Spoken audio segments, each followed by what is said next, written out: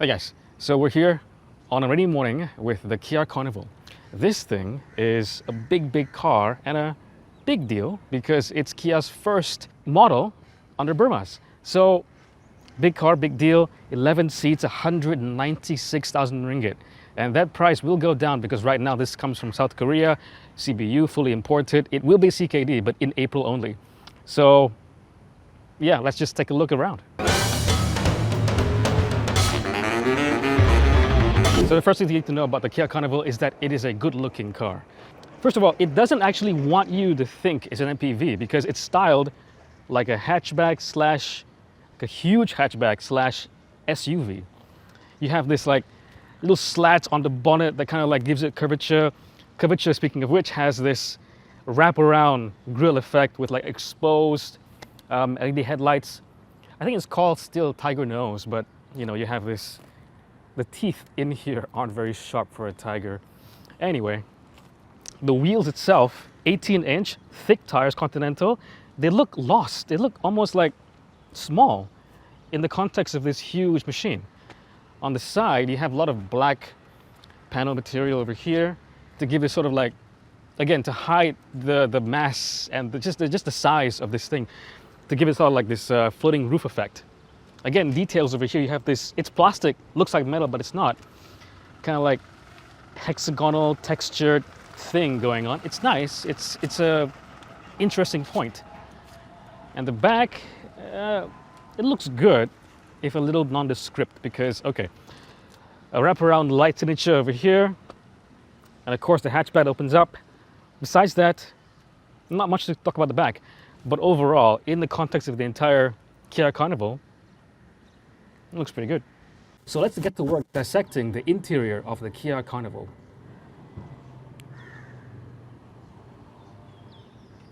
So, when you get in the Kia Carnival, you're surprised. I'm surprised because I haven't been in a modern Kia in a long time actually. And how far they've come really impresses me. The quality feels really good. And I mean, the way in which it is presented to you, the presentation is really good. The materials, you know, they're not premium quality, but not very far behind. Okay, you have some hard plastics over here, but you know, if you measure a car in terms of how it presents things to you, it's hard not to be impressed by the Carnival. You can nitpick at certain things. You don't get like a digital instrument cluster, you get a traditional analog cluster, but this is a 12.3-inch infotainment screen.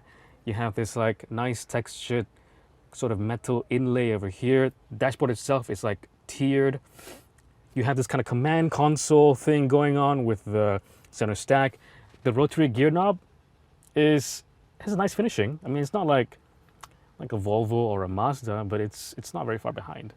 Again, over here, I appreciate that they have not gone with the usual route of having a black on black interior.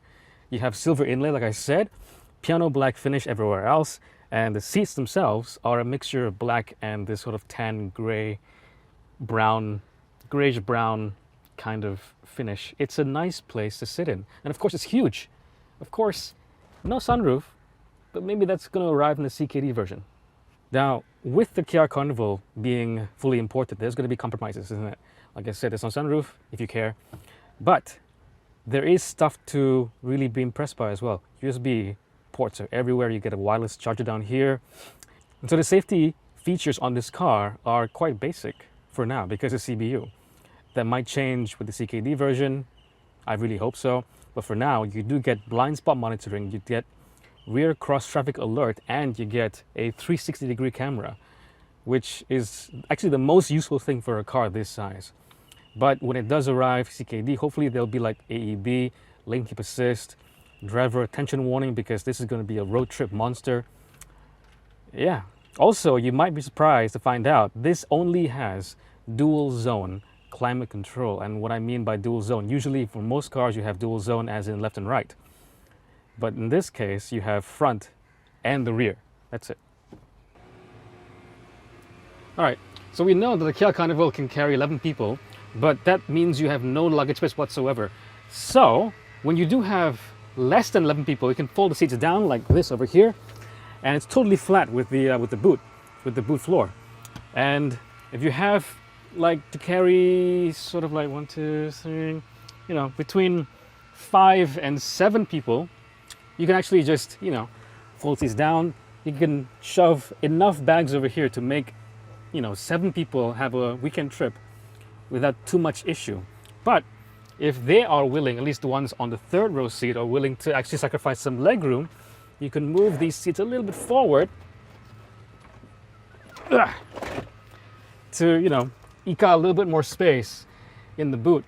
Now, I can't really tell you how much boot space there is, but let's just say it's a lot.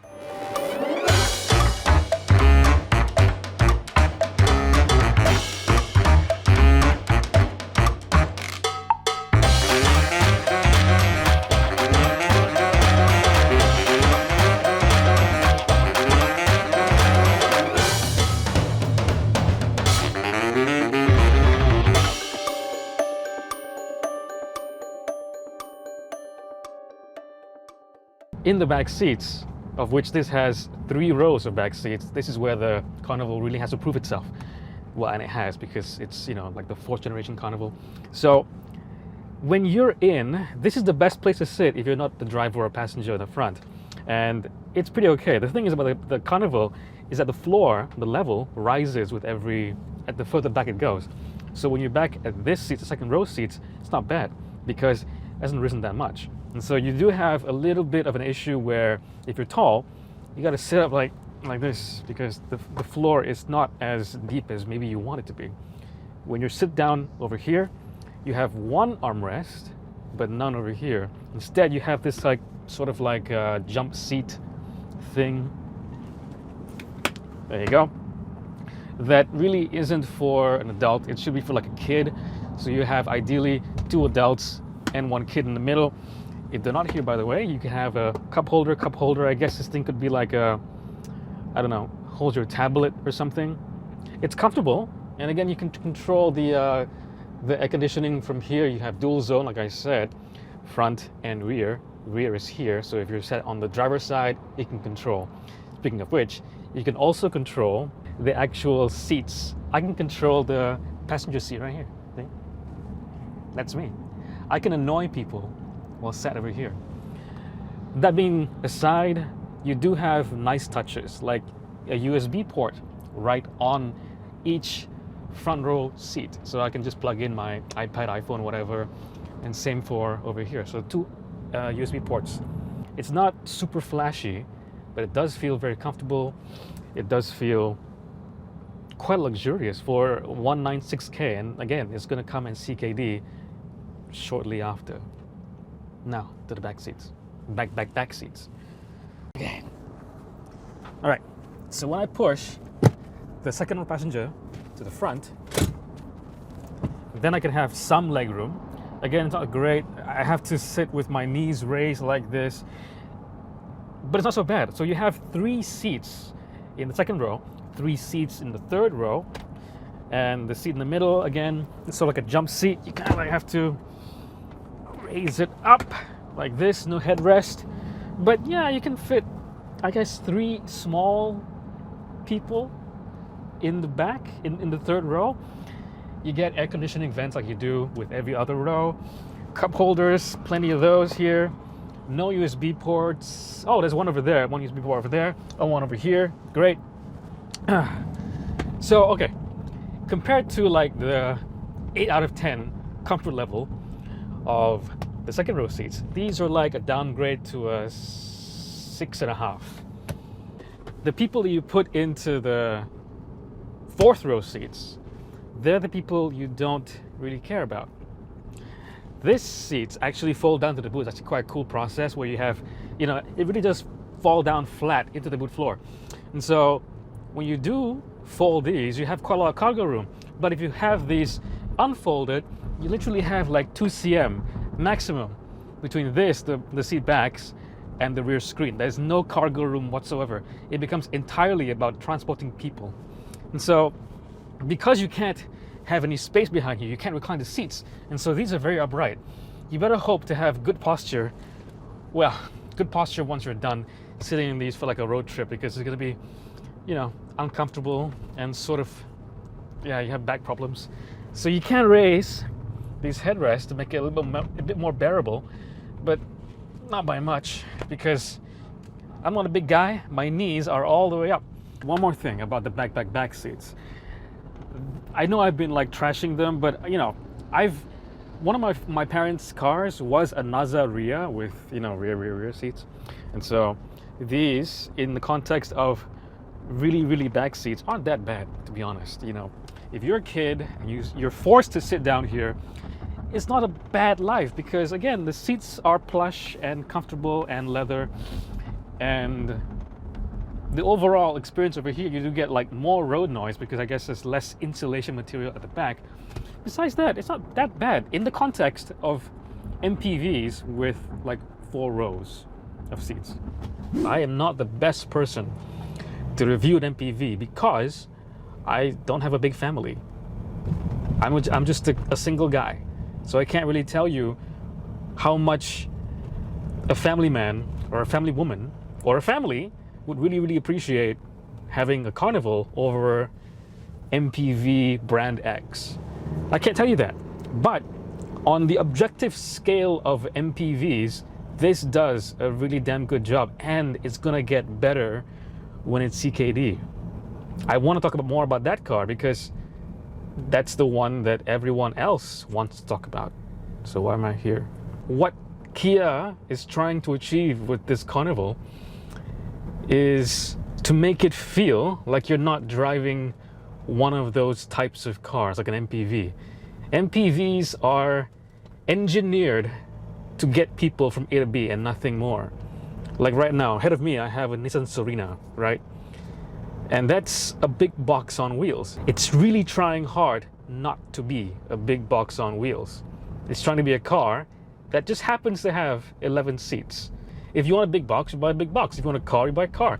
And it's obvious from here that it's trying to be a luxury MPV, a box on wheels, and a car.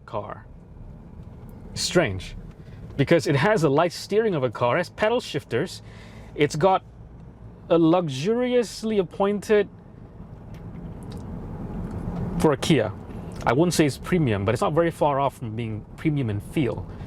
Okay, the cabin is well appointed. It feels tightly put together. The build quality is pretty damn good. It's kind of mind-blowing that we're here, because from what I remember of my childhood, my family had a Naza Ria, which is based, if you guys don't know, on the first generation Kia Carnival.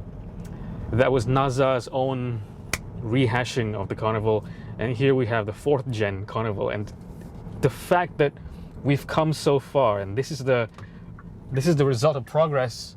This is so far removed. This is such a better engineered, better designed, better considered just vehicle than that.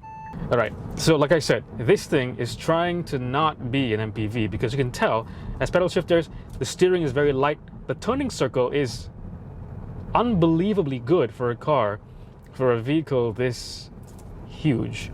I can make a normal U-turn. You know, I don't have to like consider, I don't have to like, you know, let's say I want to make a U-turn right now, there's a light. I don't have to like go to the side and then make a huge turn like a lorry or a normal van. No, I could just turn the wheel and it'll turn around in the space that I expect like a B segment SUV to make a U-turn. It's crazy. It's comfortable, it's quiet. Oh, the reason it's quiet, I should just touch on the engine, I guess. It's a 2.2 SmartStream CRDI, okay? So 2.2 liters, 4-cylinder turbo diesel. And it's a turbo diesel. Don't let the name fool you, okay? It's called SmartStream, but come on, to be honest, Kia, Hyundai has been rolling around with this 2.2 diesel for a long time now. I don't know how many years. I've always been surprised if it's a decade or if it's more than a decade, because yeah, it's been a long time since I've seen anything but a 2.2 diesel in a Kia Hyundai. But having said that, whatever modifications they've done to this engine, if any, it's a good engine. That's all I can say. It's 202 PS, 441 Newton meters of torque. You know, it's not going to be mind-blowing performance-wise, okay? But I could describe it as having good pickup. And I'm in the eco mode, so it might not be giving me everything yet. Good pickup. It's really well insulated. Like maybe Hyundai, Kia really didn't want that diesel feel, that diesel, the vibrations, the noise to come through the cabin. And so unless you're really pushing hard, you won't ever really hear the engine. You'll hear like a distant humming or a bit of noise, like background noise, just like white noise. Besides that, you don't really hear the engine. Only when you pull up to like a ticketing machine or a touch and go thing, you have to like wind the window down, and then you realize, oh wait, yeah, I'm in a diesel. Yeah, that's why. The other upshot of having a diesel is the amazing fuel economy.